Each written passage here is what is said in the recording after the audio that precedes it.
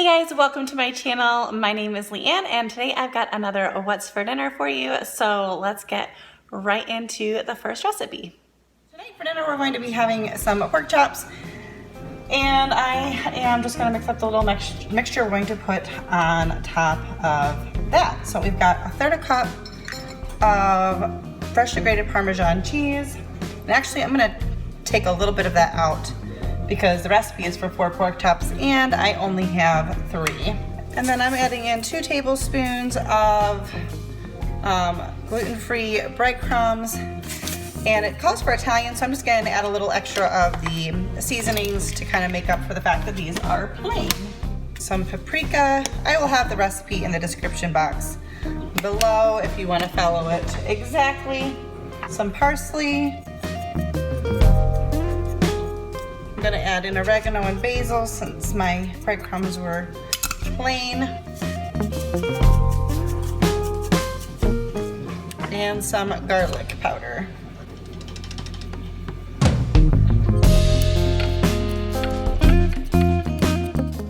I don't know if that looks like enough to me.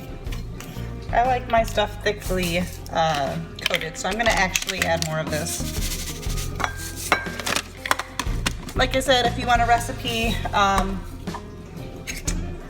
will include it in the description box.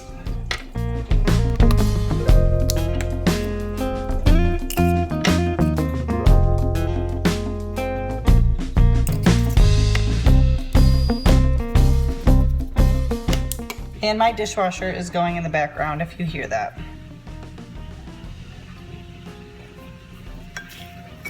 Okay, that looks better to me. Like I said, I like mine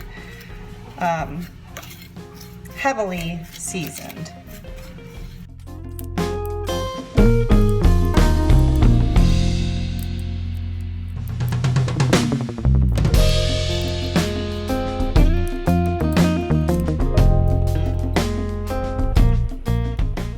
And bake those in the oven at 350 for probably about 30 minutes based on the thickness of them, but just cook them until they are done.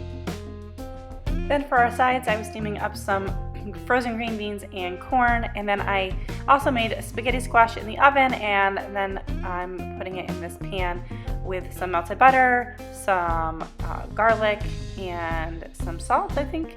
I will include either a link to the recipe or the video where I did this before. Really like this, and then you add in some Parmesan cheese. And actually my husband had said he wanted his just regular, so I only did up half of the spaghetti squash like this. But then when it was done, he was like, actually, I want that. So we both really like it and still like it plain, but this is just a super tasty way of doing the spaghetti squash. And those pork chops were really good, and this is our completed meal for that night. Really good, no complaints here.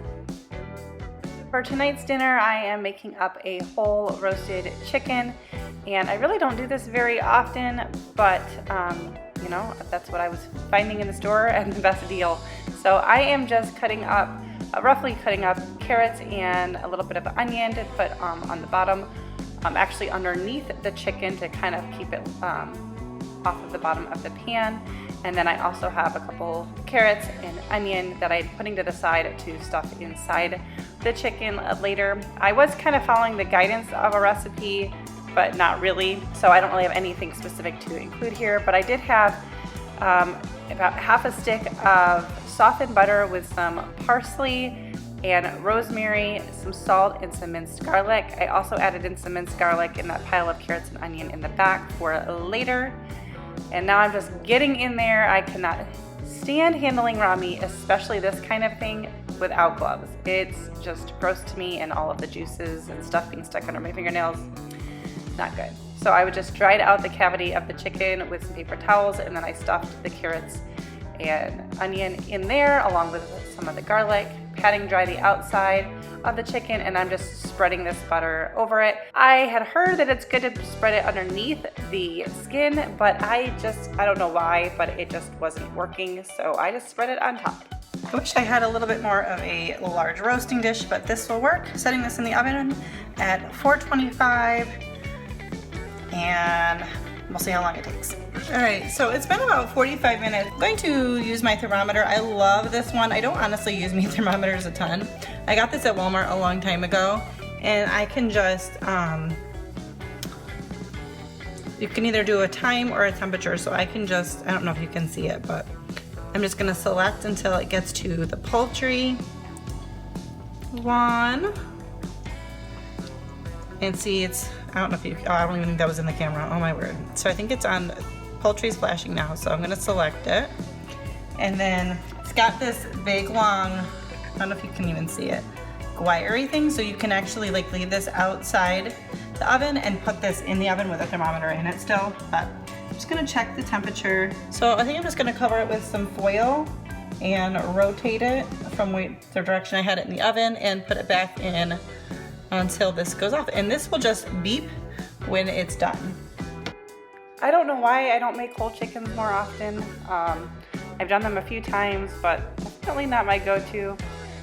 But they're a great value for the money. So anyways, this one came out really good. It was very, very flavorful, and we were happy with it. And then we had some leftover spaghetti squash from the other night because that was a huge spaghetti squash that night, and we just had that. Really simple, didn't feel like making a bunch of sides. All right, tonight's dinner is Buffalo Wild Wings. What flavors do we have, hon?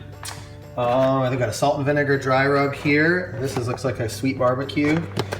This is a parm garlic, and finally just some classic milds. I feel like this is more than enough wings for 2 people. It is, although it looks like they forgot to do them extra saucy, but it'll be fine. All right, let's dig in. So on this night for dinner, I was making sweet potato fries and some chicken tenders, and so I'm just peeling and slicing up the sweet potatoes, just trying to cut them up into pretty evenly sized pieces. This is not my strength, although this time they came out really good. My husband's like, hey, this is the best they've ever come out, so whatever I did worked. And I'm just putting them on a cookie sheet lined with foil, and I sprayed with coconut oil spray, and then I'm coating them with coconut oil spray here. Initially I was going to do like a cinnamon and sugar sweet potato fries, but my husband just wanted salt, so I'm just arranging them on the pan, and then we're going to move on to the chicken, and we'll put everything in the oven together. So I will have a recipe for these chicken tenders in the description box below. I altered it just a little bit because the amount of chicken I had was less than what the recipe called for, and I left out the thyme because I didn't have any thyme.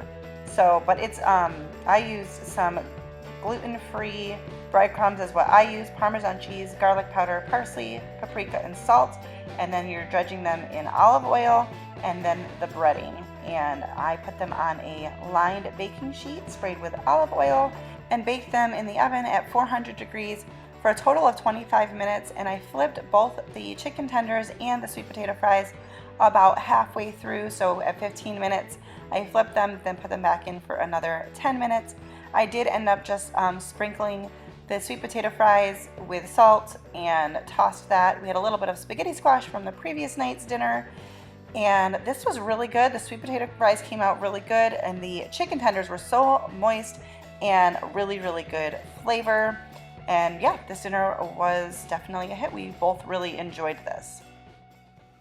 And that's going to be it for today's video. If you like this video, don't forget to give it a thumbs up and hit that red subscribe button below if you have not already, so that you don't miss out on my future videos. Thanks for watching, and I'll see you next time.